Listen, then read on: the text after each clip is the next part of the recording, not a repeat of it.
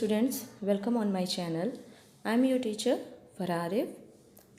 In last video we learned about the computer network, and in this video we will know about the components of a network. So as we know, a computer network is a group of computers that are linked together for sharing any type of data or resources. लेकिन ये कहना कि सिर्फ computers को आपस में connect कर देना with the help of cable ही एक नेटवर्क बना देता है, तो ये सही नहीं होगा, क्योंकि जो एक नेटवर्क होता है वो कई सारे बेसिक कंपोनेंट्स से मिलकर बना हुआ होता है। आज उन्हीं बेसिक कंपोनेंट्स के बारे में जानेंगे। सो देखते हैं फर्स्ट कंपोनेंट क्या है। फर्स्ट कंपोनेंट है हमारा नोट्स। नोट्स को हम वर्क स्टेशन या होस्ट भी कह सकते हैं। The term nodes refer to the computers that are attached to a network and are seeking to share the resources of the network. जो नोट्स होते हैं या जो होस्ट होते हैं वो कंप्यूटर्स होते हैं जो अटैच्ड होते हैं किसी नेटवर्क से या किसी नेटवर्क का पार्ट होते हैं और किसी भी रिसोर्सेज को शेयर कर सकते हैं जो नेटवर्क में कनेक्टेड हो। लेकिन जो एक नेटवर्क होता है, अगर हम ये कहें कि एक नेटवर्क बिना नोड्स के बनाया जा सकता है तो ये इम्पॉसिबल होगा, क्योंकि कंप्यूटर्स को ही आपस में कनेक्ट करना ही नेटवर्क बनाता है और जो कंप्यूटर्स होते हैं उन्हीं को तो हम नोड्स बोलते हैं।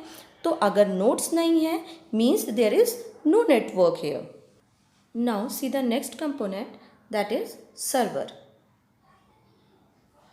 We already know server is a computer that receives the client's request, process it and provide the output to the client. Server ही वो कंप्यूटर होता है जो अदर नोड्स जो उस नेटवर्क का पार्ट होते हैं उन्हें फैसिलिटी प्रोवाइड करता है कि वो नोड्स आपस में किसी तरह के भी डेटा को शेयर कर सकते हैं या किसी भी हार्डवेयर या सॉफ्टवेयर रिसोर्सेज को यूज़ कर सकते हैं। तो सर्वर हमारे नेटवर्क का बहुत ही इम्पॉर्टेंट पार्ट होता है या बहुत ही इम्पॉर्टेंट कंपोनेंट होता है। और ऐसा ज़रूरी नहीं है कि एक नेटवर्क के अंदर एक ही सर्वर हो, एक नेटवर्क के अंदर कई सारे सर्वर होते हैं। और अगर हम एक बड़े नेटवर्क की बात करें तो जो वर्क होता है वो अलग अलग सर्वर में डिवाइड हो जाता है। जैसे कि एक हमारा होता है फाइल सर्वर, जिसका काम होता है सिर्फ फाइल्स से रिलेटेड रिक्वेस्ट को हैंडल करना। सेकंड हो जाता है हमारा प्रिंटर सर्वर, जिसका काम होता है सिर्फ प्रिंटर से रिलेटेड रिक्वेस्ट को हैंडल करना। ऐसे बहुत सारे या मल्टीपल टाइप ऑफ सर्वर हो सकते हैं किसी एक नेटवर्क के अंदर। तो ऐसा ज़रूरी नहीं है कि एक नेटवर्क के अंदर सिर्फ एक ही सर्वर हो। ठीक, अब देखते हैं नेक्स्ट कंपोनेंट जो कि हमारा है क्लाइंट।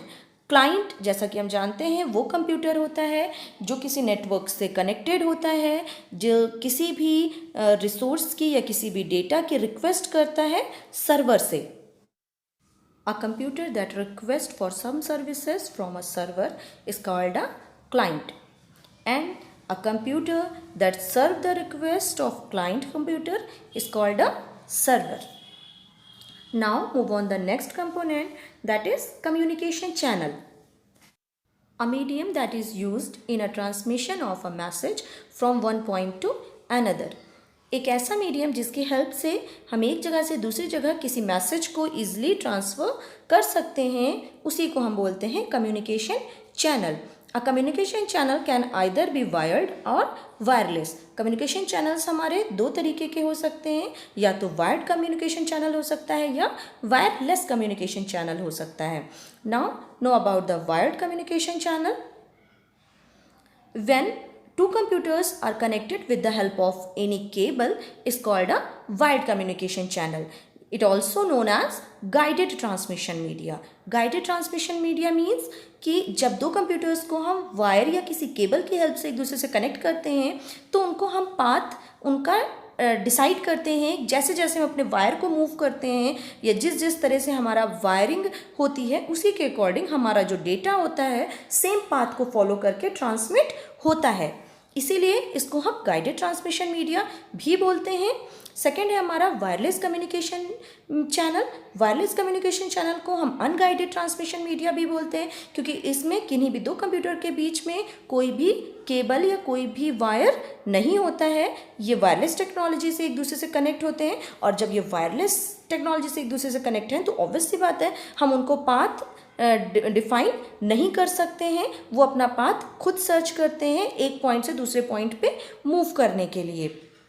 इसीलिए जो वायरलेस कम्युनिकेशन मीडिया होता है उसे अनगाइडेड बोलते हैं, और जो वायर्ड कम्युनिकेशन मीडिया होता है उसे गाइडेड ट्रांसमिशन मीडिया बोलते हैं।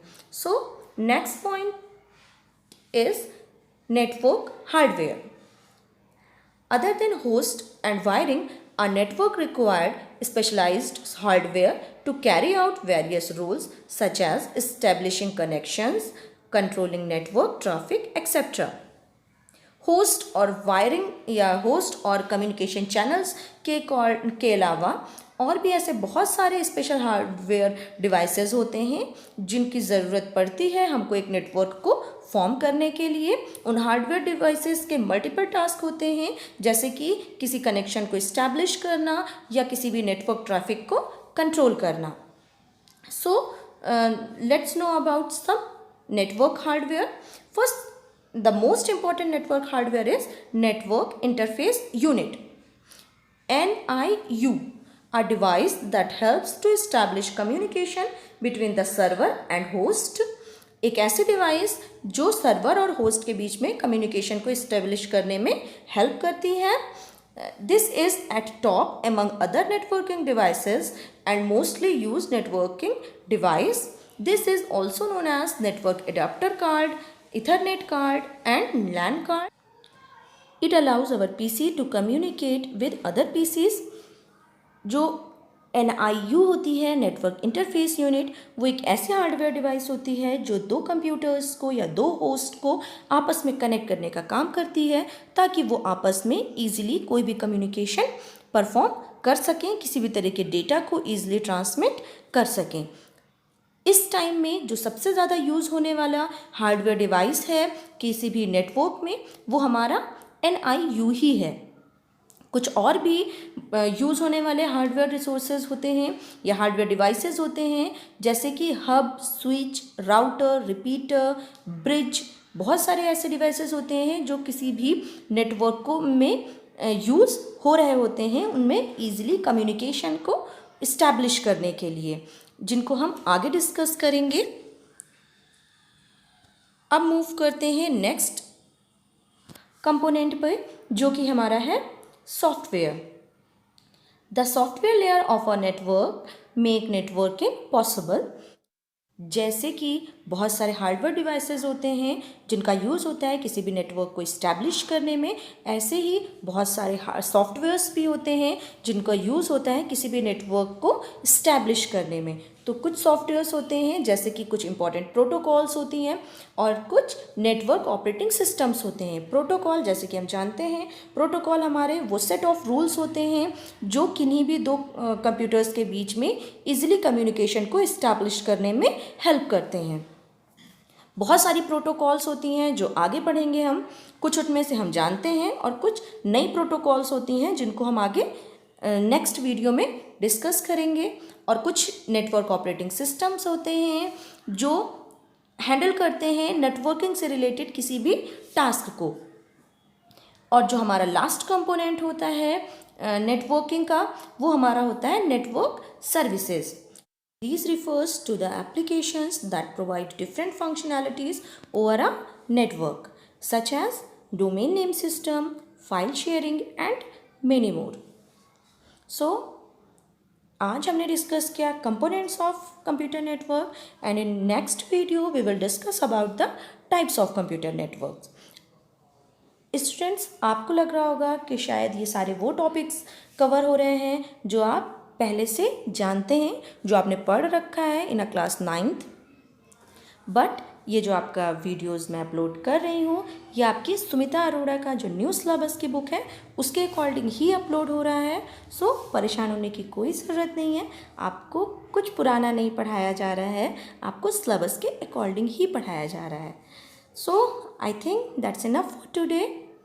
Thank you, Take care. Have a nice day.